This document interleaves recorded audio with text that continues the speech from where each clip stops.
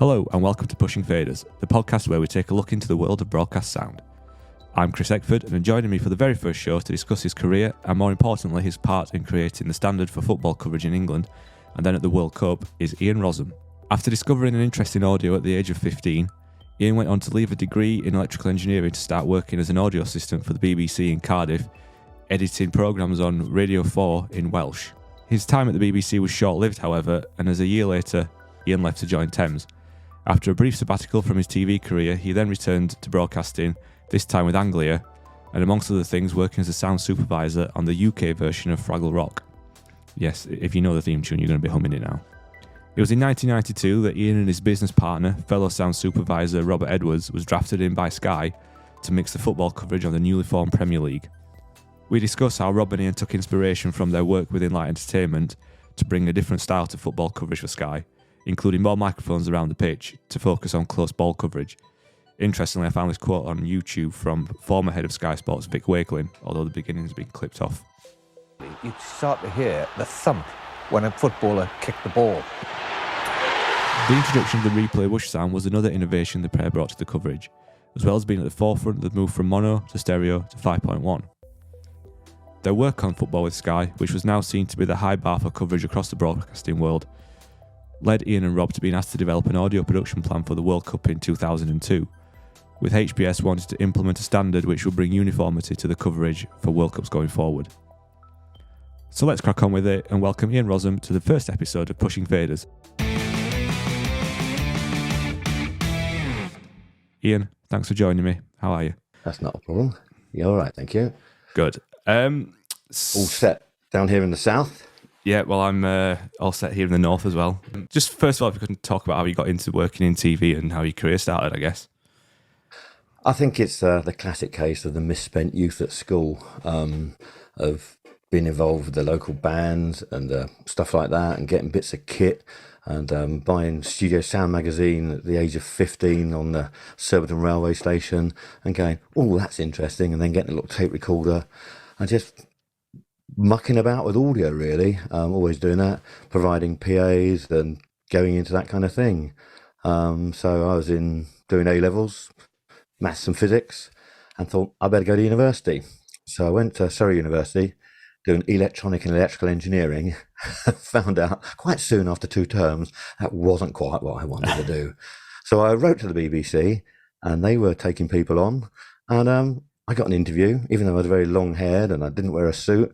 And got taken on by the BBC and sent to the A course at Wood Norton, and then shipped off to Cardiff, where they were audio assistants. So you did radio and TV, and so I was editing items in Welsh for Welsh Radio 4, which is quite interesting. Did you speak and much that's Welsh? when I started in the broadcast. Did you speak Welsh at the time? Not in the slightest. I can still go un, dau, tri, pedwar, pump, six. Oh, I can't remember. Anyway, I could count up to 10 at one point, but I can't anymore. But it's quite interesting editing in a language you don't understand, because you have to take out pauses and breaths, and it almost makes you edit better. This is on 1/4-inch tape, obviously, with a razor blade and sticky tape and an EMI edit block. I learned that. I managed to survive there a year in the BBC, because I don't think me and the BBC and mentality really go together, because it's a bit like being in the army. They say you never forget your BBC staff number.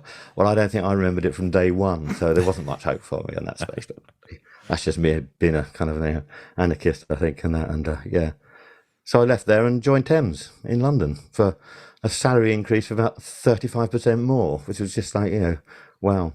Wowzers. So was that still working in like as an assistant kind of role at the time, or? Yeah, definitely a floor technician. So I did Thames so I did the BBC, that'd be June 73.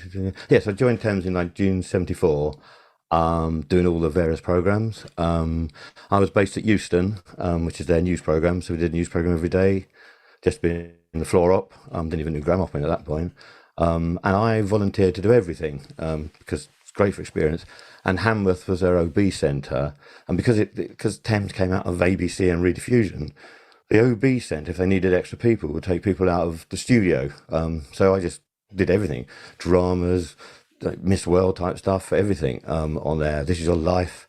It was fantastic. But one of the things when I was at Thames Euston, I was standing next to Malcolm McLaren, having put the mics out for the infamous Sex Pistols and Bill Grundy. So that was quite interesting. Nice. Having been there for that.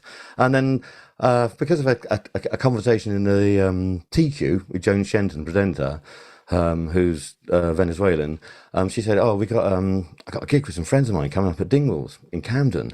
Need a sound system." And I'd already met Richard Leonard at that point via Surrey Sound Studios, where the Police recorded the first album and everything, via another mate of mine, Jeff Boswell.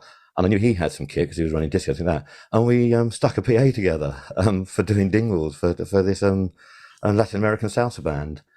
And from there, we got involved with doing PAs for the pub circuit. So I was doing Thames during the day and then going off to do pub circuit PAs in the evening. So I was basically burning the candle at both ends. Yeah. But it's fantastic because, the mid-70s, pub circuit, everything, it's brilliant.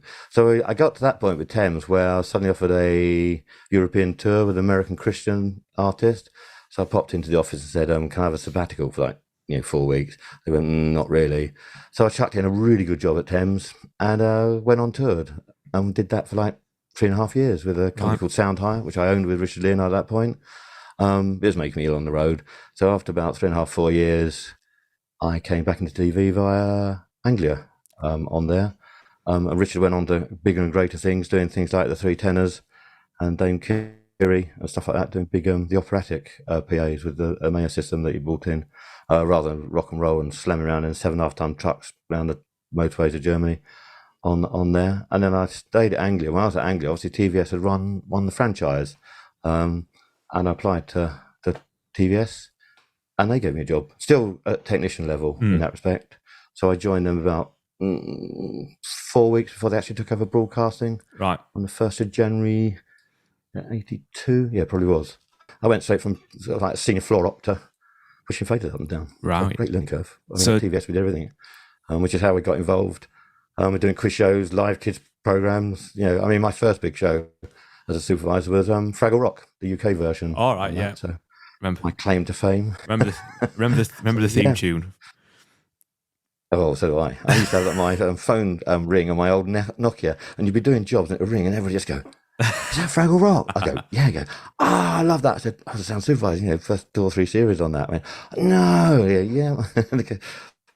Fantastic. But it was great fun because I learned a lot about post-production on that because we were doing 24-track post-production, locked in with a Q-Lock system with the UMAT and everything like that, having done, down moving it all. Yeah, it was great fun. I love 24-track dubbing. I got offered a job by the head of post-production saying, "Do you want to do?" I went, no. I like going out and about and doing it with crews and things like that. I don't want to be stuck in a room with a 24-track, because we're doing all the Saturday morning kids shows like Number 73 and Motormouth and all that kind of stuff. So yeah, it was great. I think we went on air on a Saturday morning. The average age of the sound crew was something like 26, and that was just like unheard of at that. Wow. In the mid 80s, because everyone was dead man's shoes, and the sound supervisor was supposed to be at least 50, and grandma probably in his 40s, and everybody else was down on the floor. So that was brilliant. I remember you saying in your presentation for the World Cup and the Euros QC stuff that you've mixed your first football match in '83, was it? Yeah, that would have been something. Yeah, it would have been either, I think, Bournemouth, Reading, or Brighton, because obviously it was regional on that.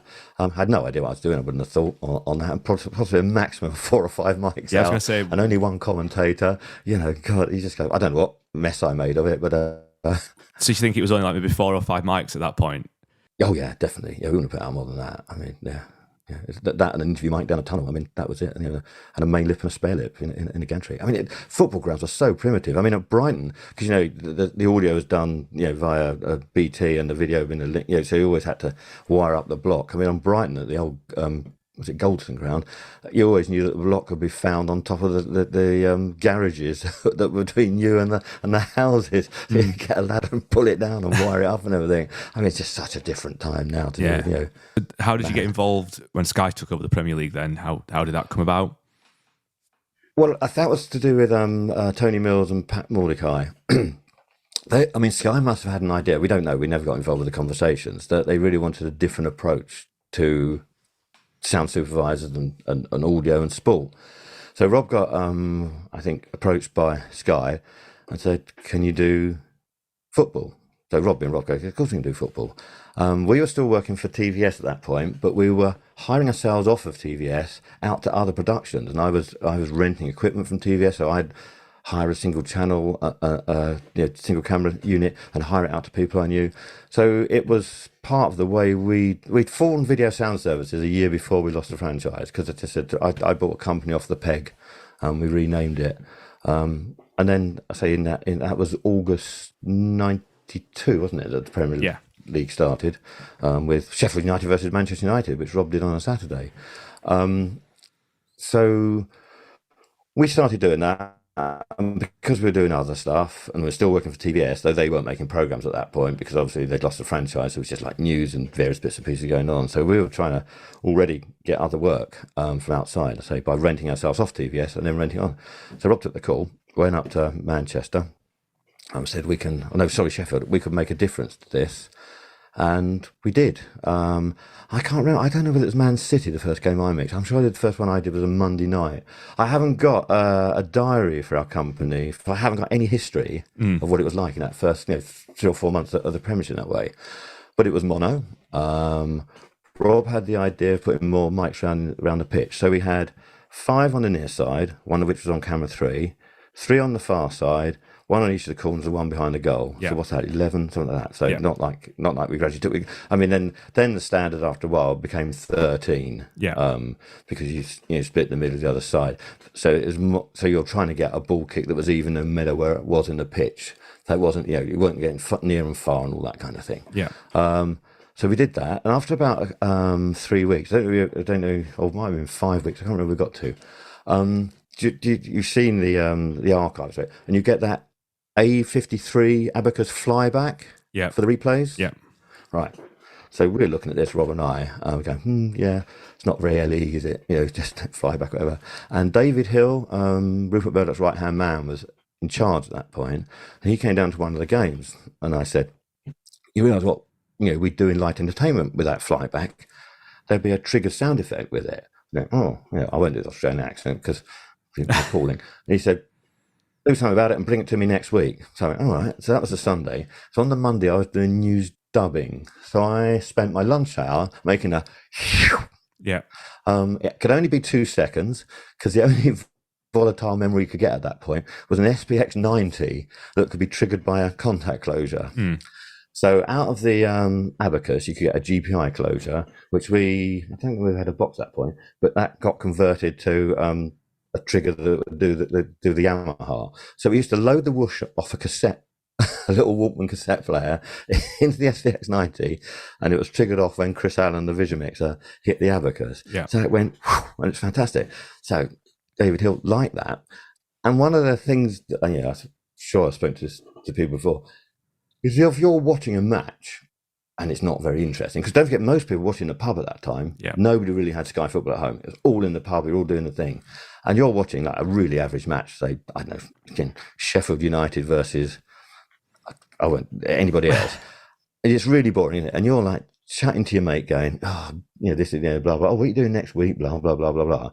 And you hear the whoosh, that brings your eye line back to the television. Going, oh, wow. And then you saw 3 slow-mo replays, which are, possibly angles that weren't cut live and things like that. And you're going, oh, wow. So you never missed a moment of the action because the whoosh gave you the audio clue that some incident happened, whether it's a booking, a goal, offside or anything.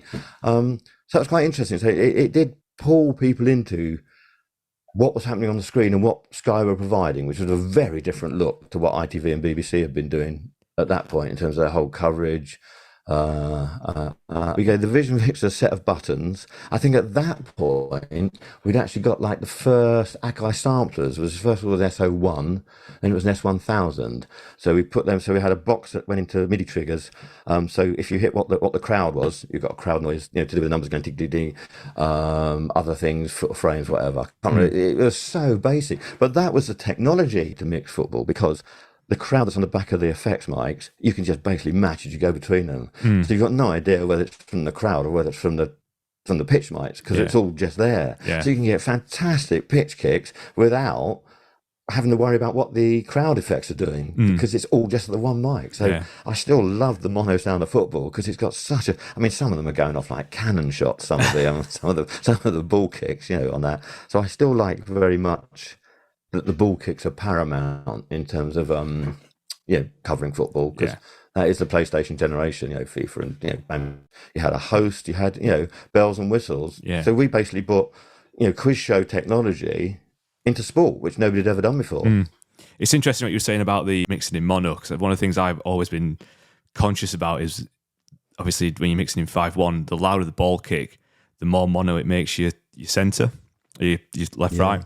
So it is a bit of a weird balance trying to sort of get that ball kick noise and not make your front just look like it's a mono. Yeah, all collapse. Yeah. Yeah, I know. It is. I mean, that is what we've been juggling all those years. Is that ball kick versus collapsing, and especially with the spill from the commentary as well over the top of it. So you got you're fighting two things: the mono spill on the ball kick group and the mono spill from the commentators. I mean, how we ever got like a big stereo sound, and especially now with Atmos and everything like that. I know. I mean, I was talking to Mark Legridge last week, and it is interesting that more crowd mics, which is more like the World Cup now. Yes. In terms of you've got more crowd effects, but to me, I think that's to the detriment of the ball kicks. But it's that thing. If you're, I mean, I haven't got 5.1 or anything. I've just got stereo, and I watch Match of the Day on a Saturday evening, and sometimes you feel that the excitement's gone because of the lack of the ball kicks. It's a balance, isn't it? Who are you making it for? And Atmos and everything like that. It's difficult. Yeah. That was interesting. At the meeting we went to last week with the sports video group, Jonas, one of Felix Kreichel's graduates, did a very good presentation on what the optimum levels were for commentary over effects over international sound. Right. And he did an algorithm, and he's done a very nice little program that showed where, if you take the center channel and you compare that with IS, where that should be in terms of loudness, things like that. And you were almost saying like AI will sort that out. You just say, just look at this target range that you want the commentary to basically stay, 4 LUFS over the top of IS. And it will automatically do that. I mean, because they after doing that, because the Germans league, they always say because we use lip mics that the English sound is so much tighter than the European sound, and nearly all on headsets. There's just so much spill that it's very difficult to get a good commentary to ball kicks to crowd noise on that. But it's very interesting because that's what we obviously try and mix to, don't we? With us, that we think we've got a decent level of commentary over the top of IS. And I must admit, I'm one of those that probably haven't got enough room over the top of IS sometimes with commentary, because I like that kind of, But I mean, still that you can understand what they're saying. But I must admit, in the past, I've probably had my commentary swamped by IS. It's funny when you just mix with IS that you don't think about the commentary at points when you sort of get in deep into the game. I know, like when you mix the Champions League, the commentaries on top of it, and like the World Cup and the Euros and all these kind of things, it's almost like secondary. There's going to be commentary there because you don't really mix with the commentary in there. No. See, when I did Champions League on that, I would always listen to a mix of a monitor mix of IS versus the Sky commentary on that to try and make it sit in there well to do with because if you just do an effects mix without listening to a commentary on the top, it does sound different to an effects mix with a commentary on the top. Yeah, it does. It's weird, isn't it? But you think, but it is nice just doing an effects mix now to worry about the commentary and just going, oh yeah, I'll do that, I'll do this, and let's and then hand it off to all the broadcast partners. I mean, I've been doing the World Cup and things like this. It's so much different just sitting there with effects, and you sort of can spend more time listening to your crowd, your mix of the match, rather than worrying about all the little pieces. It was the same when the first time I got a chance to use Kick. I was very much like, oh, this technology, I don't want technology coming in, it's taking my job away from me. And then you sort of use it and you're like, well, it makes doing a big event like that, you can sit back and pay attention to the actual overall stuff rather than, frantically following the ball around the pitch when, especially when you're doing 5 games in a week or whatever. Yeah. Yeah. No, it's good. I mean, I've never It's a whole thing to do with salsa sound, all that. I just think anything that comes along helps your job. So instead of you just being focused on chasing a stupid ball around a pitch, you go, right, I'm now going to really concentrate on how it all melds together. So every tool you get, one, it moves the job to a slightly different area, but also it helps you make a different sound in that respect. I mean, whenever that technology comes along, we've always embraced it. I've always tried to help when people come along and go, we've got this. You go, oh yeah, let's try that out. And everything always moves on, doesn't it? You're never going to stay static. Otherwise, you've still been in mono and not Amos in that respect. So yeah. Yeah, I mean, going from doing mono to stereo to the early 5.1, how quickly did that progression happen? The mono to stereo to LC to what's it? ProLogic, the original LCRS and that happened very, very quickly on that. So we were quite quickly into stereo, and then the 5.1 with Keith Lane and Martin Black, we did a lot of testing off air. It didn't go out because that's when the whole thing went digital, and you also went embedders. So you're in a very different environment in terms of delivery of sound and pictures. And there were lots of problems with manufacturers, with Mick Dwyer from Dolby testing kit out, and you get dropouts. Because as we always said, doing Dolby surround audio, and to get the sound out, you've got to be firing bullets through the holes in the film, because that's what it's about. It's about packet information fitting in a very specific place in the transmission stream. So there's a lot more technical problems to do with going 5.1 rather than the actual mixing or what we did. I mean, we didn't change any techniques apart from the fact that it was decided by Sky that we go for a sound field installed in a lot of places, because it was very easy to capture a 5.1 sound source with a very reliable microphone, rather than putting out arrays and and rigging stuff, to make it easier for the crews as well as for the sound of it. So there was that side of it, and I say the technology of making embedders work to keep without any bangs and glitches on it, because that was a big problem in the early days. That must have been quite a bit of a jump from like doing the mono to stereo to 5.1 being such a quick bit of technology coming in. It was. Luckily, the Sky were very supportive, because they didn't want to do anything that would get it wrong. So it was testing it and putting it out. So when it went on air for the public, it was pretty robust. That was the good news about that. But it was that whole thing. We're all gone digital, and say embedders and everything. Nobody been there before. Brand new technology. Where everything else had been sort of, even the LCRS. That's still very analog in that respect. But going completely digital with the new desks, the Carrot desks, and we obviously Sky tested all the various desks on what there was, because it's a big step into the unknown as to where you go with digital desks. On that, I think they made the right choice to go Cowrec on that with that original. So what was the first desk that you would have been using? Well, even going like what facilities companies? It was 021 for the first at the start of the Premiership, and that was on an old black Cowrec mono in, was it Unit 2 or something?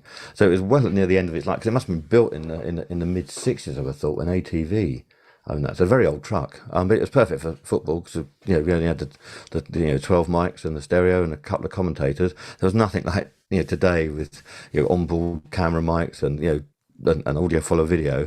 So it was quite good. So I mean, it did gradually build up to today's Atmos with all the various. I mean, it's all the independent feeds that happen now. That's what's the most amazing thing about it. I don't think there was any pre-fade feeds off the VT. I think because if they did the interviews at the end of the match, you just faded up that microphone with that camera, and it just went straight out to line to the studio. So, but now, I mean, it's like, the World Cup. I mean, it's when we started with that in, was it 2002, Japan, Korea. Even then, I don't think there were many ISO feeds, but that's the side that's grown and grown, that there's just everything going out everywhere. This massive routing system on that, and trying to keep, control of what's happening. You've only got one pair of ears, so a lot just goes off and does it, doesn't it, on there. So you mentioned the World Cup. How did you get involved in that? Again, it came out of Sky for what was that? So it's 2002 was the one we did. Obviously, sports broadcasting was changing. I mean, I worked on the 1998 World Cup in France for ABC, for the Americans. So I was chasing around, being a sound mixer and taking the international sound, and sorry, and putting our own commentary on top of that. So I did that, and then I think HBS was formed by Francis Tellier, who was in charge of France 98 as an ex-sound supervisor, who was the CEO of, I can't remember what they called it. They had a company that basically did France 98 and put cables in for broadcast partners. And so they was already going that way. And obviously by the time they'd come out of France 98 and were looking for Japan, Korea 2002, they had this idea of the host broadcasting that does everything, provides you the studio facilities. I mean, obviously, it's monetizing it in that respect, charging broadcast partners with a big IBC, and everybody's got their studios and everything. I think we got involved because the Sky Sound was being taken as the de facto, the way you cover football, for the world. So I think Peter Angel from HBS got hold of Rob and said, we want to do this. I think that was 1999. I think we started actually first contact with HBS, and then but that's when we wrote a production plan, and it was interesting because obviously it was all on trucks at that point, so there wasn't that much control over it, and we used the SoundWeb, which was given to all the production crews for the facilities they had, so we could send out what's the word? Set parameters that you'd load into the SoundWeb that would make certain all the compressor settings, everything like that were all the same. Yeah. Because obviously there's crews from all around the world going to that, and it was a matter of trying to keep control, make them all sound the same, because it's all very disparate. Yeah. But I mean, that first year we went out to we did do quality control, because there's one big control room with the producer and everything, and Rob and I were sat at the back, and we both did the first 2 weeks, and I flew back and Rob stayed there, and I went out for the final 2 weeks or whatever, and it was interesting because every single crew sounded different, and I think Rob went to see one of the crews to say, look, you've got to do it like this, you've got to follow the ball. I don't think I went to see any of the crews because where I was, but Rob definitely went to see some of the crews, and it built from there. So we did Japan, Korea 2002, and I think that was quite successful in that respect. But so they all got a production plan. These are the microphones, and this is what you need, and this is how you do it. It was relatively successful, shall we say? But every crew sounded different, and so you weren't getting the quality control in terms of you could still see, even from the directors and the sound, that it was different teams on that. So yeah, it's quite interesting after working on them now, where you sit there and obviously hear the director being told by quality control visually, frame this like that, or you've got to get this, stop showing this, and it's really interesting from a sound point of view. I was sort of when on the first, it was Euros, the first big tournament I did, and I was like, didn't get any obviously feedback from my mixing, but then it was the other bits like make sure this is on international sound, make sure all these feeds are there, and it's stuff you don't really think about as just a normal football match. Then you've got to think about all these extra people that are taking, all the translations, or all the little bits like that. And I think that's where probably the quality control, I saw it as more of a feed management on the tournament side. I did. Yeah, because I think was that the Holland 2021 you did? I was so I was in Bucharest for that tournament, because obviously it was all over Europe, weren't it? That Euros. But then, so I was in Bucharest for mine. Yeah, because I like to think that what we did as quality control on that, because obviously I was the lead supervisor on the Euros, because there's only really one on that we try and give guidance in terms of where you might be going wrong. I mean, it didn't really have to you're not really getting involved, I think, in quality control at that point, because everybody could mix balls and into the crowd and things like that. So that's not, but I mean, in the early days, it was, when we did Germany 2006, I had to go to a couple of grounds to say, this is what you need to do. And I know the quote, because Rob was doing quality control and I'd gone out to Leipzig or Berlin or somewhere, and I know the producer at the front of the desk just turned around to Rob and went, Ian got there in time then, because they could just tell the difference, because it was kind of like, no, you have to have a gain structure like this, and you've got to have 36 dB a gain, otherwise you'll never get the fader up, and that whole thing. And so I mean, it's that whole World Cup sound, which is the Sky sound, is now completely endemic across the whole of football. Yeah. Because everybody's been taught via the World Cup and the Euros. But Felix Kreukels and I actually went out to the Bundesliga a few years ago now, because they had 3 broadcast partners like Sky Germany, I think ZDF, and somebody else.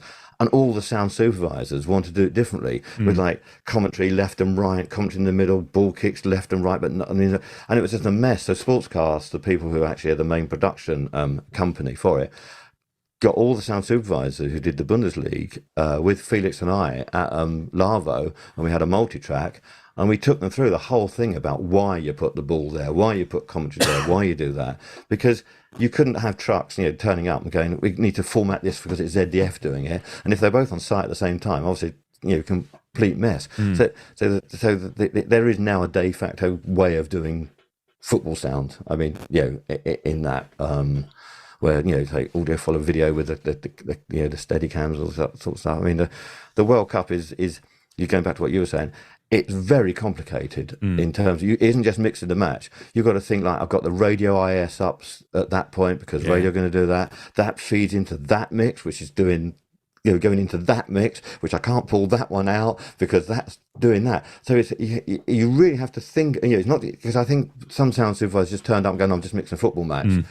It's not like that at all. That because when we first started, we just said you have to configure the desk like this. Yeah. Because somebody's just going to turn up, and I know there's one of the teams are going, we're going to go, no, you can't do that because that feeds off of that, which goes to that to go to that. There's this whole kind of pyramid of the way it goes together. Yeah. And they were going, we're going to go freelance. It's going, no, you can't. You just stop now. You have to do this plan, or you'll never get all those feeds out to the right places. And of course, it's got more and more complicated than that. But it isn't just kind of, because I know when I was thinking about it, going, so I've got radio IS there, because I had never, we've obviously, but we go through, what you think, and we do we do the seminars where we take you through it, and it is, I always start seminars going, you've never done anything as complicated as this in your mixing lives, because it's just massive in terms of the way that, and you really do have to think. So do I put audio, video out, I say the radio, and that's and you're going, I mean, I wouldn't necessarily want to mix a World Cup match, because you really do have to have in your head a different way of working, because the faders have to go up at completely different times to what you're trying to do. You have to remember to leave the radio IS up, so that's got to be downstream of where the TV IS is, and I remember like it's my fault and Rob's fault. Sorry. It's like looking at the things like the clapperboard test, making sure you take the radio IS into the EVSs at that point, so you've not got clapperboard on maybe like players walking around the pitch, and you that's one of the. I was like, I better put a note in the running order that I need to do this, but by the second, third game, you got a bit of a feel for get the idea. But you got like a muscle memory of what you're supposed to be doing. But the first game at the Euros, which was the first one where it had gone from just mixing a football match to, I can mix a football match and I can mix a football match with Prez, but this was a football match with, this feed going off there, making sure these people are happy. Then you've got somebody at the back of the room, like we had Mark out in Bucharest doing the multi feeds. And we had like a thing on one of the days where somehow we'd managed to copy one of his faders onto our desk, and we were fading it down, and he was fading it up, and we were like, what is going on here? And quality control going, where's the feed for so-and-so? We're getting hit by broadcast partners about what have you done with that, on that. I mean, I think you and Mark were fairly good, didn't you? I don't remember any major comments against your name on that. I think I briefed you and Mark quite well, going, you really do have to pay attention to what the plan is. It's that, forget what you've ever done before.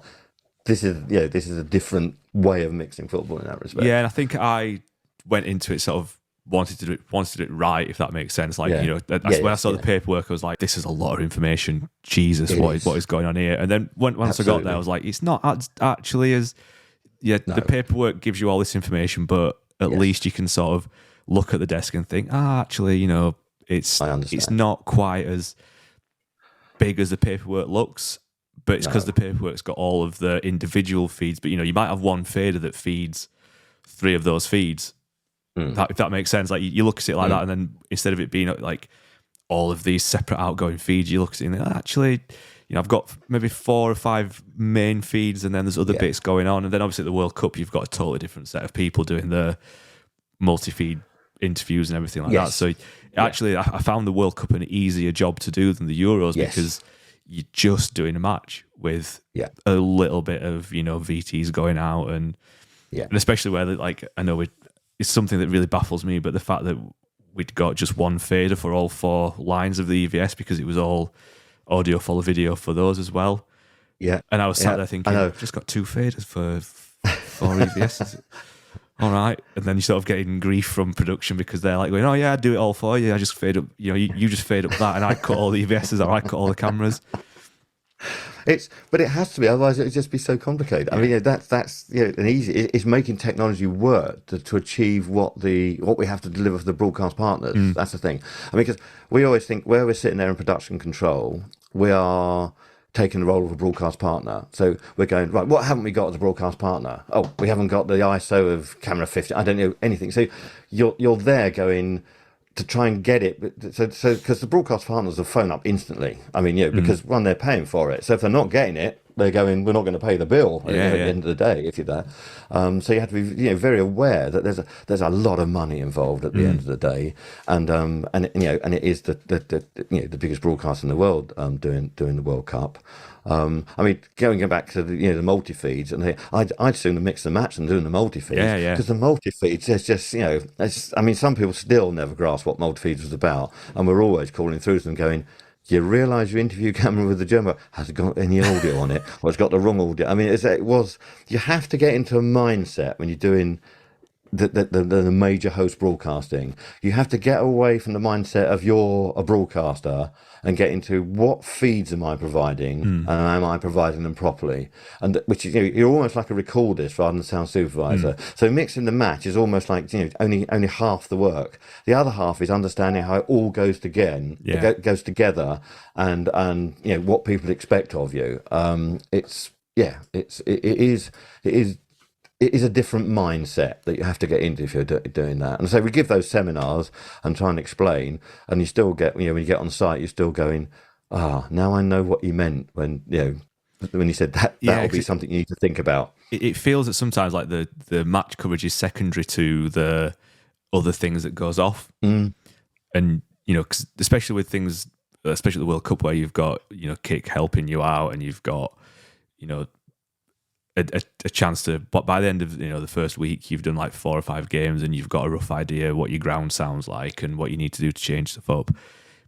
It then becomes, like I said earlier, like a feed management where it's not, you're not a sound supervisor anymore. You're just making sure that that's going to the right place, and it's a very interesting concept for somebody who like turns up to do a football match in one day and then leaves, and it's just turn up, makes a football match, go home, and then you're done. Whereas this is like just a totally different way of doing it. Well, from like testing all the circuits, I mean, how many video circuits were there? Of which, every single, you know what the lineup's like with production control when you come through to me and I'm sitting there, in the IPC time, and I go, right, this is feed 1, track 1, 2, 3, 4, 5, 6, 7, 8, 9, 10, 11, 12, 16, right, on to the next one. Because if you took 30 seconds over every audio, because it's not already set up by the guarantee engineer, then you'd be there an hour just doing the number of sound circuits that go down the embedders.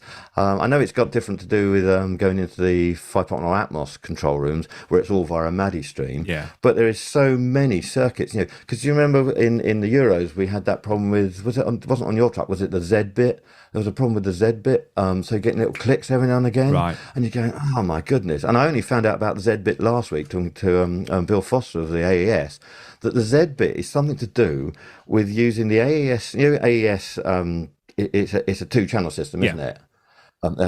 That isn't a stereo channel, Bill Foster was saying, because he was on the committee. He said it isn't a stereo channel, it's 2 mono channels on an AES pair, and the Z bit is something to do with the way they took. I'm like, that. But so we had Z bit problems because obviously the embedder or whatever was happening, and the other one was what was the other one bit that was going wrong? And we were getting low level noise. I think Rich Williams was sorting that out, and you just suddenly realise, the technology is cutting edge in terms of that. Because I think when we went IP on some of the because of the way the router ended up being IP router, you do a test, everything would be in sync at like 3 o'clock. You were suddenly doing post-match interviews and the sound was out of sync by 30 seconds. You know, all of a sudden ZDF are phoning up and going, we haven't got this, or blah, blah, blah. And you go, what? And you look at it and going, what? And you realise because the clocking in the router are just like lost, and it all just chases now, and there's so much, and you're going, I don't know how you chase stuff like that. You know, it has almost got it's got worse in a little way, but it should get better in the end. Yeah, but that whole IP delivery, and you need clocks and timestamps, and the way it then goes back together. That was something which we learned in Holland when we were in IBC in 2021. There's always something of the technology that will come around and bite you in the bum. I mean, there's always something which you don't realise that's going to happen until somebody finds out, goes, oh yeah, that's a bit of a factor of that. If that loses sync there, then that just runs free, and they're not together anymore, even though you've done a sync test, and you're just going, what? And it does seem that on big tournaments like that as well, they do chuck some new technology at it, and it's sort of like, oh, has it worked? Yeah, I know. That is, you're always pushing forward about, we can do this with that. You can do more feeds from that, but that'll be via this. And, and you suddenly realise there's a compromise there, which you weren't expected to go wrong. And, you're always learning on those big events. I mean, I've done them since 2002. What's that? Over 20 years now. And I've done the Olympics as well, and the Winter Olympics. And you just go, the technology on that, it's quite surprising. Going into, keep forcing it forward. So what you're doing, and saying IP is the latest version of that, because it's much cheaper. Yeah, well, I did the Women's World Cup out in Australia over the summer, and that was done as remote production, pretty much all of it. So we were based out in Sydney, and our first game was in Auckland, and we were doing like Wellington. And then by the end of it, because obviously the semi-finals and finals were in Sydney itself anyway, so we were doing a remote game that was 5 miles away. But there's a bit of a disconnect, I suppose, which we all face now with the remote stuff, where you're not on site with the sound assist, and you're not saying to people, can you go and do this, and you're on the radio to people, but you're miles away from them, and you don't really have that same relationship as you would have had. No. Even like 5 years ago, before COVID, it was it's totally changed, and you'd move from one ground to another, but one would be on like a MADI system, and then the other one would be on like because it was a truck rather than a flyaway, so the technology was slightly different. So you're changing camera inputs and this, that, and the other, and it was really interesting to do a tournament like that, which was probably the first time they've done such a big tournament as a full remote production. And that was really interesting, and just been so like detached from where you are, because at least when you're doing the World Cup or the Euros, you're at the ground and it's still a big event. Where this is a big event where you've taken a step back, and you're essentially in a studio room with feeds coming into you sort of they're going to be there, but you're still kind of going, well, I hope they're still there at the end of the job. Yeah, I mean, a good thing about HBS is that Christian Goebel, I mean, the technology is fantastic. It's so thought through. I mean, that started from not so much in Japan, Korea, because that's obviously still the beginning, but from Germany onwards, from 2006, the technology in HBS, the way that all goes together. I mean, even down to, I think it was Brazil, where all the containers were built in Germany and then shipped out, and so you've lost that whole, when it was truck based, because obviously some people got Lavo there, some Cowrex, some Studer, and different compressors. It was much more of a nightmare. Yeah. As soon as you take control and going, right, you're all going to have this kit, it's all going to be exactly the same for everybody, then you've got much more consistency. Because one of the big things in Japan, I mean, I could easily tell which crew was mixing the football, and we could easily tell which director. I mean, because it was even down to when we first started. Then is the directors wanted to. They came in and went, we want to renumber all the cameras. One of the teams, because we don't normally have camera. We have camera 3 for camera 4, and we're going, you can't do that. No, because there's sound feeds associated with all that. Camera 1 has to be this issue that's on on there. Yeah. Camera 3 will be here. And when you look at but we say Japan, Korea, we just went, no, that's not the game. You've signed up to this production plan, irrespective of what you did before. You will now do this because we need. I mean, I think by the time Germany came around in terms of pictures, the idea was you could cut between any of the games if you were doing highlights, and it would sound and look the same. Yeah. The same color balance, the same contrast, the same audio, same levels, everything like that. And I think, where did we go after Germany? What's that? 2006 to 2010. South Africa, was it? Was that South Africa? Was that 2014? Anyway, we had a consistency that you couldn't tell the difference between the crews. It was much narrower, and it's got narrower and narrower. I think with that last Euro game, before I retired, was really good. I mean, I couldn't really tell. You just went, which game is this? You wouldn't know. And the same with the camera shots and the camera angles. You're saying, camera 1 will do this, camera 6 will do this. Not, nobody's allowed to freelance because you're trying to deliver a product that is consistent, and that's what the broadcast partners want, and that's what you're there for. It doesn't matter if you're the greatest virtuoso in the world doing that. If you don't deliver what those broadcast partners want and what the production plan says, then you're not doing your job. You're having fun, but it's not what you're supposed to be doing, because you've seen the production plan. I mean, it's very detailed on that. I mean, that's what we started with. In Germany was the one where it came together, where we got that format, and then Christian Gobel obviously took it further and added pictures, and it got much more complicated. But that was it. You got the Bible, and I think we started that as the audio side, and I think the picture side went down that as well.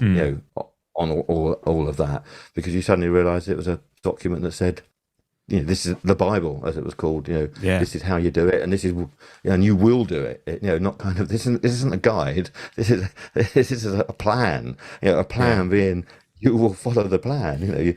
It's like giving an architectural plan and then going, I don't really like that bit of brick. We'll do it some other way. No. This will, the building regs will be down on you like a ton of bricks, which is me and Rob and whoever's in production control. I guess it's quite easy at that point to spot who's got an ego and who hasn't. Yes. When it comes to Like, I'm not naming names. No, I could easily name names and just going, you don't hear the talk back that goes to all the other good things. Are you? Yes. Well, my crowning part of the World Cup was, I think it was the first game, and Rob keyed through and he was like, "Well, that's the best game we've had so far," and I was just like, "Oh, that'll do me. That's me. I can go home now." It's like getting a Hollywood handshake in Bake Off, isn't it? No. Yeah, that's true, Chris. That is, you do need, because you do need. I mean, we always give positive feedback. I mean, it's like, that was, I mean, we always have to say, you're not doing that quite right. Can you change on that, or you've missed the interview again, which is say the multi feeds. But we always, I mean, we always say, when you do the seminars, we go, we are a team. If you've got a problem, then do it, because we are there to help you enact the production plan. I've done things like, I can't remember where we were. Somebody get a report back going, the French cameraman doesn't want an 816 bolt at the top of his lens. Because I was listening to someone going, what's wrong with one of the games? I go, what? So I immediately just get hold of the venue technical manager and going, if I refer you to page 28 of the production plan, which everybody signed up to, there will be, it doesn't say there might be a microphone on top of the lens. It says there will be an 816 and a full right coat mounted 30 centimetres away from the lens, blah, blah, blah. Thank you. Please implement it. So the venue technical manager goes off to the French crew or whatever and goes, this is what we have to do. I've just been told by head office that this is what will happen. It's not, the cameraman doesn't want it on there. It will be on there. So that's where it's, it is. Everybody signs up to that production plan. They have to implement that production plan. There isn't any going off piste. It is, if you can't do that, why can't you do that? And you go, because I've got this. Okay, we'll give a dispensation that that's a fix, because where you are on site, something's gone wrong or whatever, but otherwise you will implement that production plan down to the last crossed T and dotted I, because we spent an awful lot of time and money putting that plan together. Rob and I banged, I was having sleepless nights over the positions of the two behind the goal OTRFs, because at one of the venues I was at in Qatar, there was literally no room behind the goal, no room on the far side of the pitch either. And I was like, oh, and then something where there wasn't the right cable to get it, because it has to be a home run cable, and it wasn't quite long enough to get to the right spot. And I was like, oh, I don't know where I'm going to put this, because there's literally like no room around this. And then obviously like you sort of put it wherever's reasonable, don't you? By the end of Best compromise. But it's one of those things where something you never think about when you're just turning up to Old Trafford, or you're turning up to wherever, or you're just doing a football match. You're rocking up to a totally different ground you've never been to before with all this extra kit, and you're sort of going, I don't know where I'm going to put this because there's no room for it. And it says on this bit of paper it has to go here. Because the other thing we had at one point is photographers, because of the massed camera shutter noises, and we ended up with like exclusion zones, and they can't put it there because why they need the shutter noises on that. Yeah, but that was one of our big problems behind the goal, the shutter noise on there. And of course the other thing in South Africa was the vuvuzelas. I mean, that was just that B flat, just go through, and just looking at it, and all the broadcast partners, and they put in the end, I think Felix designed so many cut-off frequencies, like I think the fundamentals around 400 and something, and just like even the harmonics just go and take it out. But I mean, once you've got 50,000 people with vuvuzelas, there's it's just like a swarm of angry wasps that are just ruining it for everybody, isn't it? Because it might be great in the ground, but in terms of broadcast partners, you can't do anything with it. You might just mix commentary over white noise. That's where the maths comes in, where Felix and the people that excel with the way they do things compared to like I wouldn't be able to sit there and go this notch this out for it. I'd be sat there like with the notch filter going across it, going, no, it's there, yeah, found it. Whereas other people sit there and go, it's definitely here, so we'll do this. It's such a different way of working. Like thinking about like the World Cup paperwork, there's so many things about like the angles of microphone position and all that, and just, I'd never thought about that kind of stuff before. It's just you put I wonder now with modern technology that if the South Africa World Cup went again with like vuvuzelas, whether was it South Africa? What's that? Yeah. Wasn't. Whether you could do that with noise reduction, like with these AI type noise reductions, which can do it in real time, whether you could have actually taken a lot of that out, and you go, wow, that's technology that could do that in that respect. Because the other thing, going back to EQ and stuff like that, is obviously we discovered the best EQ for a 416 on a pitch mic in the early days. Is Rob would tune in at home on his Skybox. I'd be mixing the match, and we'd literally just try things live. He'd go, well, take the roll off up. No, come back on that. Yeah. Try the mid. Try the no, I wouldn't do that. And it was interesting because obviously it's being encoded, with the whole whatever system, whether it's being encoded or just getting into the embedders and that. So we were trying things live on air. So I'd be on the phone, mixing in one hand, going, put a bit more of that. And that's why we found out you don't need roll off. You don't need anything below 120 hertz, I'd say, on any of the pitch mics. I think is it 4K and 8K, isn't it? Something like that, I think, it's 7. So so you're taking a fundamental, which is quite a good kick. It's like doing a kick drum, and then you've got the next harmonic up. It gives it a little bit of I mean, I you can always tell when I've been on the desk because Cowrick has 0.7 as their Q factor set as a thing, and you'll always find every Cowrick desk that I've been on, you'll find it set to 1 because I find 1 as a Q is the most musical. It's why some desks sound better than others. It's because of things like the Q. So never. It's that whole thing. If you're putting more than 3 dB of boosting or and more of a Q, then what are you actually achieving? Then choose the right mic in the right position. That does far more than anything else on that. Because the other thing is, going back when doing the seminars, I'm taking when we're doing the Bundesliga one. There's no point having an attack faster than 50 milliseconds on the ball kick group because all you'll do is lose the ball kick. And I'd be doing games and I hear them coming in, and all you hear was click, and you're going, "Where's the ball kick?" Because the gate hasn't. The compressor's kicked in far too soon, so you're just at the front edge of it. So we discovered it, Felix, I think, did the sums when he looked at it on an analyzer, that it was 45 milliseconds a ball kick basically last. Right. So you needed like 50 milliseconds to do on that. And the other thing, which, again, with Felix, he went, I just suddenly realised what you just said. He said, the compressor on the ball group doesn't compress the ball, does it? I went, no, Felix, it compresses the sound spill, and it keeps that constant. So when you go between them, and it's kind of like people started thinking about sound and football in a completely different way. As it got more and more complicated. So you had to think about what was all this technology doing. And I say the first thing is get a 50 milliseconds attack time, and the second thing is just remember that it's compressing the crowd and it isn't compressing the ball. Because if you compress the ball, you won't hear it.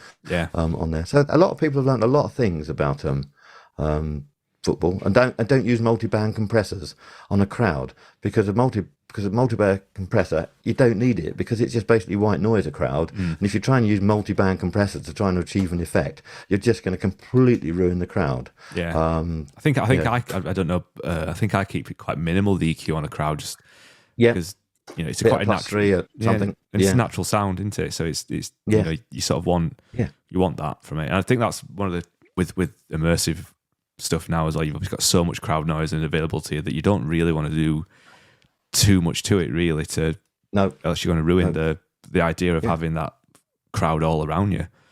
Yeah, if you've got good mics, I mean, the other thing, I haven't, because obviously immersive was kicking off when everything stopped. I don't know what you do about linking all the compression to do with. Do you want the top to be able to rise when it's not? I don't know what the technique is now, really, as to how you link all those feeds. The top and the bottom, the 5.1 with the +4 at the top, in terms of the compressors. Is it worth actually letting it do its own thing a bit more, that it's not all linked, that it doesn't all pump down? I think my compression is pretty minimal on the especially on the extra mics that you've got going on. On the Sky and the Champions League, and I think I followed similar to what the World Cup stuff was as a starting place, because, like you say, you don't want to be. The word immersive makes you think, well, I want to be immersed in the game. I'm there. So you don't want to be, giving that computer game feel. You don't want to be giving it something that's not realistic. You want to feel like you're sat at camera one. Is my take on it, by using, taking the definition of the word immersive, that you're there and that's what you're trying to recreate. And I think that's what's changed from when we started. That you've now, with immersive, you've got a different environment to put the viewer into. Where when we started, you got mono, so just going bang, going ball kicks. But now, as you say, it's a different listening environment you can deliver to, isn't it? Yeah. So therefore, you want something on that. But the other thing that comes down to is audio consoles, and how easy is it to move those microphones into those various feeds. So you've got a group set up for 5.1 down the bottom, you've got a 4.0 group up top, and you go, well, I want to put a microphone, I want that stereo pair to be kind of like halfway there, and you're going, that's not an easy thing to route on some desks, is it? No. I mean, you almost want a kind of graphic GUI that you just take. Right, I've got a stereo mic. I just want to pull that there. I want to move it to 120 degrees. I want to stick that in there, and that goes all the way. Because desks aren't their buses aren't designed to be interactive with each other, are they? No. Just very much. And I know, even to do with when we're in 5.1, you go, oh, what if I swung a stereo pair? You think about this on an old carrot. I want to swing a stereo pair into there, and you're going, oh my goodness. So if I do diverge, blah, blah, blah, if I put that out to the right, but that wants to, and you do, it was mind games to go, all I want to do is just put that stereo pair going across that. And it's not easy. So I've had a play about with in Logic, because they have the Apple's native, for the AirPods. So you get spatial audio on the AirPods if you like downmix something in Atmos on Logic. So I've played about with football matches. I've streamed some Madden stuff and just recorded the odd game. And that's got a similar system where it is more of a GUI, where you can go, I want this mic to be more in this position. So you could have it in the middle of the 5.1 and the high. And you can move stuff around. And you can do it in real time as it's playing through. So you can go, I can do this kind of thing with it. And it's really strange. I guess it's probably the way things are going, because we all, most people consume a football match or a sporting event on the phone now, or there's a lot more people doing that. We're spending an absolute monumental amount of time trying to make the 5.1 and the Atmos sound amazing, when really it's coming out of an iPhone speaker or whatever. But with the technology that's coming with the spatial audio, and I don't know what the technology is like for live streaming it, but obviously you can render post production in it. And it is interesting because you can obviously make it so commentary is your center. So when you look to the left, the commentary moves to your right ear. And which is a really interesting concept. So you do feel to a certain degree like you are looking at, say, Old Trafford, you're looking at the Stretford end, rather than looking straight at the pitch. And it does work, which is very strange if you're listening to music and it's still switched on, because you can get on iTunes spatial audio mixes of bands, which is quite a weird concept if you put the phone in your pocket and it sounds like you're in a tunnel then, because everything's sort of down here. Because it's all visual based on where the phone is. The first time I did it, I was in a gym and I put my phone on the floor. And I was thinking, this is terrible. It was like a new Foo Fighters album or something. I was like, this sounds horrendous. What have they done? And then I picked my phone up and it suddenly became really clear. It's like, I don't think the Foos would be very impressed with spatial audio, because Grohl is such they won't use in-ear monitors. It's all wedges and stuff like that. And they said they use the old Studio 24 tracks, but I think they do some stuff on Pro Tools as well. But they're very retro in terms of technology, aren't they? And obviously it isn't totally that, but I can just imagine going, put that on there. The Foos, they're straightforward, straight ahead rock and roll stereo. Wham bam, thank you, ma'am. It's such a weird thing. Like nobody would say to somebody, if you've got this switched on, don't put your phone on the side, because it will just move everything over there for you. It's fantastic. It's amazing. And it obviously, if you render out a film or some, like I said, render out a couple of bits of audio from a football match, it is great to see that it is a bit of technology that would make use of immersive audio. But it's whether whether there is technology coming, because especially now, like people like Amazon and whatnot are now deep into the football market, that being able to render and do that live. Well, it's all about personalizing the experience, isn't it, as to what you want. So it's that whole thing about, I remember doing a seminar a few years back now, going in the old days, whoever the sound supervisor was rendering it, straightforward stereo mix out, nobody can touch it, you delivered it. And we went through all the various processes, and basically the rendering is becoming closer and closer to the end user. On that. And you're going, oh, that's weird. You go, so you want to make a piece of art or a program, and you're going, I've done this is what I want it to sound like. And then because the rendering's gone all the way back to now the end user, they could decide, well, I don't really want to hear the guitars, or I don't want to hear the commentary, or I don't want to hear that. The end user has got this ability to completely take apart what it is you've done in the ground and going, I don't want it like that. And again, we're saying you're coming back very much as to be a recordist. You're just making all the right feeds go into the distribution, and then the end user deciding how he wants that rendered down. Whether he wants just commentator, just effects, a mix of this, 5.1, Atmos, stereo, mono. It's the sound supervisor becoming. You found out probably with the World Cup, where you are just in charge of the ball kick mix, and everything else you just got to deliver as feeds that somebody else will do something with, on that. So it's a huge change in working environment in that respect, and coupled with the fact you're also remote from what you're recording. You just go, wow. My favourite thing when I was working was, I used to like doing single camera documentaries, because you're right in among you've got one microphone, the person you're interviewing, you know what the content is, and that is it. There's nothing else you can do with it. But now you're just going, I'm not in charge of any of this. I always said, it's like if you were a subscriber and you phoned up Sky and going, I can't hear this. You go, how would you be if you were the person who was dealing with the complaint about going, well, what set-top box you got, and what kind of situation you got it set it in? Because I don't know how you'd fault find anymore now as a subscriber. You said, I can't hear the commentary. And you're going, well, what have you done with your box, sir? Because it's leaving. I can see it's leaving.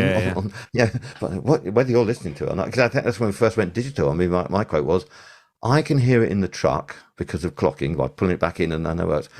But you might not hear any audio at all because your clock isn't working and things like that. So it's like almost ephemeral, isn't it, as to whether it's out there and whether you can hear it. It's interesting, because I'm sure you've had this, and I've had it, where a producer's been looking on Twitter and gone, somebody says it doesn't sound right, and you're like, what's the definition of not sounding right? What are they listening on? What are they? And there's no, nobody's gone, well, it doesn't sound right, because, and I'm currently listening to it on my iPad with my $3.99 headphones, and or you're listening to it on the world's best home cinema.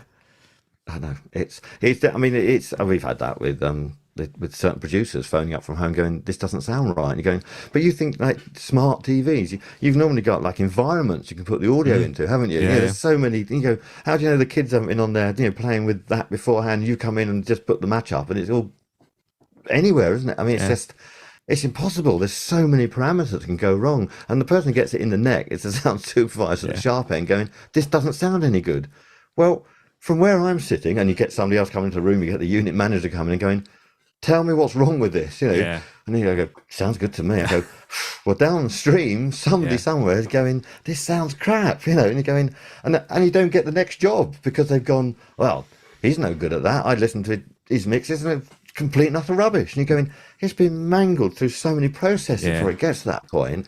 And you're going, well, that's my career on the line because of some stupid piece of technology or, somebody's attitude to something. And where at least if you do, in old analog days, what that left as, it might be a bit noisy, top end distorted, but you knew that what left you was fixed. Nobody could do anything to it. That was, that was the audio. So, but now, I don't know. I mean, as you say, it's coming into the music business and everything. If you've got, the 5.1 plus 4 running, I mean, a punter at home could do anything with that, couldn't they? They might just suddenly only have the plus 4, and you're just going, it all sounds a bit distant, lead vocals a bit sort of open. So I don't know. Like I say, it was astonishing that I was convinced that they released a record that sounded dreadful, and it was just the fact that my phone was in my pocket or something. And I think that's brilliant. Yeah, and I would have spent ages like walking around going, I'm really disappointed with this. It's no it's not up front. It's just like sort of like behind me. Straight on social media, telling everybody that it sounded terrible, and then the next time I listen to it, I'll be like, oh, actually, no, it's pretty good. But that's the danger with social media. Is that comments like that about, say, you're mixing a Sky match, and all of a sudden somebody's done that and it goes off. Then that ends up with a life of its own. And there's you, the poor sound supervisor, getting it in the neck for all this social media stuff going off, going, well, that was rubbish, wasn't it? I don't know who was doing the match and thing, going, it was perfect where it left me, and there's no recourse, is there? No. Because once you've been tarred with that brush that, that was a load of crap coming out of Manchester United last week, you can't, because you can never get to the point where you go, the reason why that person said that is because he didn't understand what he was doing. But in the truck, which is why, you always end up with, either the unit manager coming in and going, can you hear anything wrong with this? Can you hear clicks and bangs? Because I can't, so can you tell them that it's okay in the truck? Because nobody believes you, do they? No. How much immersive stuff did you get to do before you retired? Because I know obviously it really came in, was it 2017? Only the back end of it. So when we're still, because they're not using objects now, are they? No. Talking to Mark. So yeah, we were still running objects as the I think that's this kick group and thing. Yeah, just this season's the objects have gone, I believe. Yeah. So I can see, but that comes down to stopping the puns as rendering, doesn't it? Yeah. Do you go, this is what we want to deliver, set your system up, you will get what we think we want to deliver to you, and it'll be okay. Yeah. I say the more choice you give the punter, the more it can go wrong. Yeah. If on that, so Van Gogh giving the people watching a palette and a load of colours, going, well, you paint your own painting.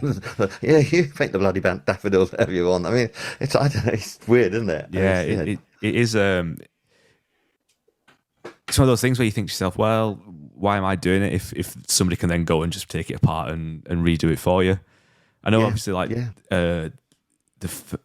on the Amazon Prime games, they give the listener the ability, or the viewer the ability to watch without commentary. Yeah, as a secondary option, which I think turned out to be quite popular as well, which is quite bad for commentators, I think. But yeah, that was something that was brought in, but that wasn't so much of you can take it away in any fancy way. It was just a button that says listen without commentary. Yeah. So it just got as well. But then you've got to be doing objects at that point, haven't you? Because if you're doing it mixed in. Oh no, it was a separate bus. Oh, was it? Yeah. Oh, so you just swapped over a different transmitter pack. Yeah, because Sky did that in the early days. They put out effects only on the bird on there. So yeah, like you could choose it. Hit a red button or whatever, I get it, because some people, they were going and listening to the radio commentary with the with the TV effects. Yeah. What that does for timing, I really don't know. No. Because it's got the goal on the commentary, and you hit roar on there and a roar on there, because it's never going to be in sync. It's interesting with the World Cups and things where you do get people saying, well, the commentator said the goal went in before the ball had gone in the back of the net, and you're like, well, we did do a timing lineup. It should be fine. Once it gets past me, it's nothing to do with me. I didn't put the commentary on it. It could be going in, and that whole thing about UHD video and HDR and everything. It takes a lot of processing time. It's often several frames, if not seconds, out of alignment. I mean, it's very easy for if the commentaries go in via a different circuit and not tied into that video at that point, they could easily be calling it before you saw it, couldn't you? On that, I mean, I'm glad I haven't had much to do with virtual studios, because I don't think I could cope with like 120 milliseconds delay between fading something up and hearing it, and there's only so much you can do, isn't there? There's a lot of that now where you're watching it not in any way in time, and then you expect it to do like a really good lip sync test, and you say, well, it does look in time, but there is hundreds of bits of pieces in the middle of that now that's making this virtual studio and these AR graphics that are popping up and all this kind of stuff, and you're like, well, it was easier when it was an analog desk and just somebody sat in front of a screen. Absolutely, just a green screen. Yeah, I mean, but I don't know. Who knows where the technology will go in the future, Chris? I mean, it could. Well, what do you do? I mean, they're delivering separate audio, but I mean, they will be able to deliver separate cameras in the end, so you can decide to keep cutting to camera one if you want, or. No, but I mean that personalization. That's what the next monetization of the games will be personalization. That you have your individual experience. So you're sitting next to the commentator, or you're sitting down in row 3 near the cameras, right near the pitch, and because it will just go out and you'll render how you wish to see that match and how you wish to experience it. Whether you want to sit with the home fans, the away fans, or on top of the bloody roof. I don't know. It's just, but that's life. Yes. Well, we'll wrap up shortly and let you go and carry on with. So, what I was going to ask is how's retirement? Are you still keeping fully retired? Wonderful. Yeah, I mean, apart from, because Rob does things like The Masked Singer and Michael McIntyre's The Will and The Big Show and that, we've got 5 spot-on systems. Right. So and some racks of effects and Neve 33609 compressors, which is all cased up, and we can get the various rigs we want in the back of my Audi estate car. Right. So apart from the big shows like Britain's Got Talent, where we have to hire a rock and roll shipping company to take the trunks, which has got so much more kit on that. I'm basically a delivery driver, so I pop up to Boffington every now and again. And I pop over to Conrad Fletcher with the mix bus and drop some stuff off for him because he's going up to do Michael Mann. So I'm basically a glorified delivery driver, and I do the accounts. So I mean, I am still involved. Yeah. Yeah, so that's good. I mean, I'm not out of, I go to things like the SVG meeting last week, so I stay in contact just to see where it's going. I'm sure there'll come a point in like 3 years' time I'll go, I don't understand that technology. I think I'll just stay at home, play my guitar and ride my bike, and do whatever. But because it has to come a point. I mean, you think, if you're a sound supervisor who came into a truck and the last time you worked was like, I don't know, 1978, you come into that digital desk and going, where do I touch? Where do I start? I mean, you'd understand the faders, but the entire interface, you'd just be, because we've talking to all the manufacturers over the years, the one thing that annoys me about sound desks is they've got far too many knobs. I just think it's ridiculous because you can only touch one knob at a time with one hand because the other one's got that thing. And you're going, why have I got all this real estate in front of me? So with the Calrex, I don't know whether you do the same. Basically, you pull up every screen. It's got a different thing. It's one's got the EQ, one's got the routing, one's got the compression. So when you hit a button, you see the full, explanation of what that one channel's doing. Yeah. But in terms of the number of knobs you can touch, because I remember having this conversation with Felix and Philip Lavo. I pulled out my phone. I went, "There's my iPod. It has no manual and it has a button in the middle and a rotary thing." I said, "I can use that, and so can punters. Why have we got desks that are desks?" You have to get the handbook out to do things, and even with the Apollos, I'm going, I want to do that to that. I'd pull up the handbook and going, oh yes, I've got to select that, go to there, do that, and oh right, I've got that. Yeah. But if you only do that once every 6 months, because you're reconfiguring something, you have to keep getting the manual out 6 months later because you can't remember exactly what the button push sequence was. I don't know whether the new ones are better, are they? I mean, I'm like that with the Lavos because I'm obviously using a Lavo every, twice a year or something. I'm sort of, you go back and you're like, I need to remember not to have that assign light on because I'll wipe everything off because if you the press desk. that, you get caught and going, but what did I do when I had that assign light on? Which channel was it I had the on? And I've changed the... And you're going, oh, no. Why have I got 14 near centres on the pitch at the minute? I know. But I mean, from all the desks I've used over all the years, and I've used like Carrec, Lavo, StageTech, Studer, everything on that, none of them are the bee's knees. They've always got one bit that's really good in terms of that. I mean, like the Lavo audio follow video is just fantastic. The StageTech audio follow video is rubbish. It's that whole horses for courses. If I was doing audio follow video, I'd always want a Lavo. Because you can make on the fly adjustments very, very easily. So I don't know whether Calrec have got into that kind of I know on the Apollo there's the you can just access it via like the same menu as the EQs and whatnot. But I think getting stuff into it's not, you obviously assign GPIs, whereas with the Lavo, it's the just a rotary knob into it, and you pick which one you want.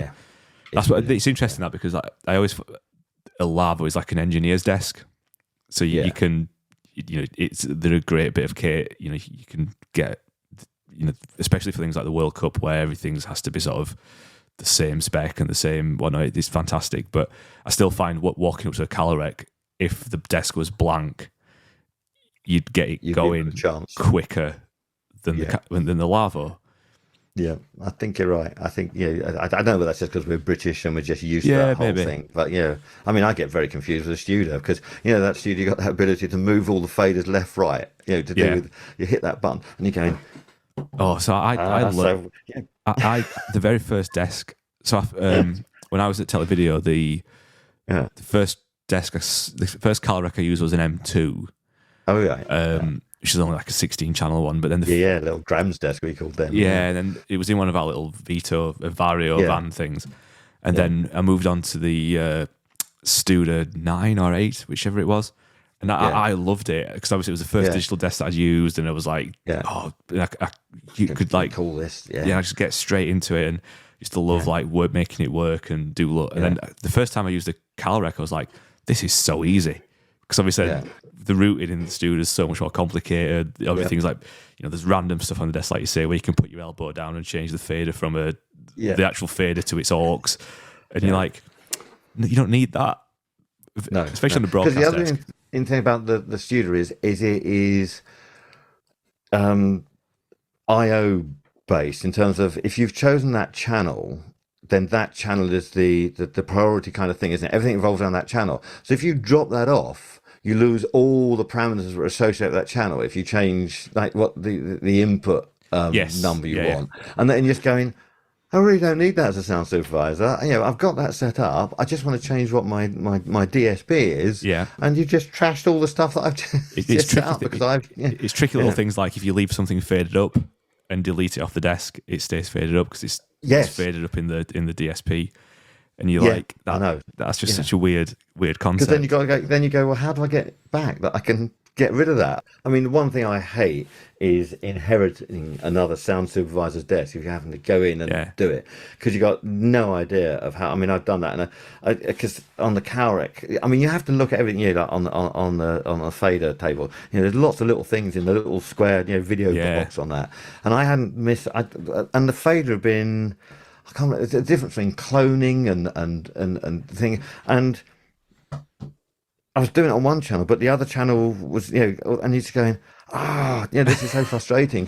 Why would you want that fader in two places? Because I'm a great believer in it. In a piano, you start with the lower C's, you end up with the higher C's. You don't want that middle C also down here in the lower area because that's not right. It's a keyboard. I have to have it, exactly.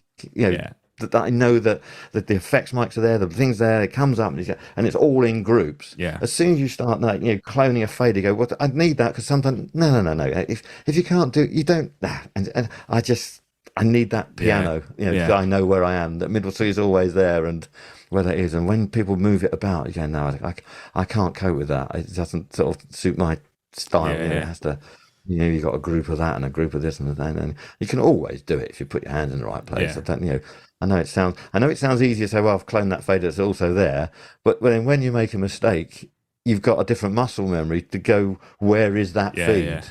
Because you got it there and you got it there, and if you've only got it there, then you're always going to go to that channel if you've got a problem, you know, with that. But that's the whole thing about, you know, with digital desks. It is everything to everybody, isn't it? Yeah. And you can just completely make a mess of it in terms of, you know, routing. I mean, it's yeah. I mean, with so many groups and auxiliaries, you can get really silly. And you know, I know. I think when Sky, you know, a few years ago, when the new trucks came out, they were using something like, you know, 12 groups, and you're going, why are we using 12 groups? It's just a commentary over, you know, and you just go in. I've done a job with, you know, in the last couple of years with 10 mains. have you? Yeah. 10 mains. That's ridiculous. It's madness. And you think to yourself, it's still just a football match with, you know, commentary and effects. It's just the way, you know, the way it's been dealt with further down the line requires all of these extra. I think, to be fair, I think that was when it was COVID and they were doing the fake effects, so you'd got like two versions of lots of different things happening. Yeah. God, I mean, you just think, what, you know, why can't... The other thing, you know, my answer to that if there's 10 there, is that 4 of them are probably basically the same, you know, off those main 4. So basically you just need to take some direct outputs or some routing off of that. So you haven't got 10 main faders. You've basically got 4 main faders, and the other stuff's daisy chaining off. Because there's no way you can put different...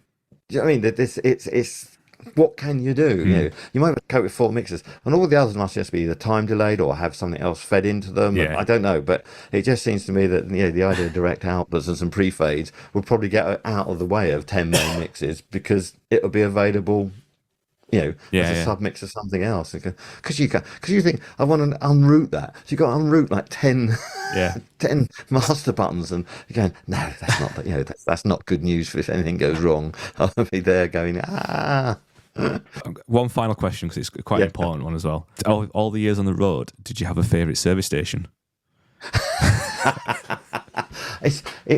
In rock and roll, it was always the Watford Gap one. Yeah. And Sky Football must have been one up the M6 or something, I think, on that. But yeah, rock and roll is definitely Watford Gap. Everybody met at Watford Gap in the old days of touring. There's quite a nice one, isn't there? Oh, yeah.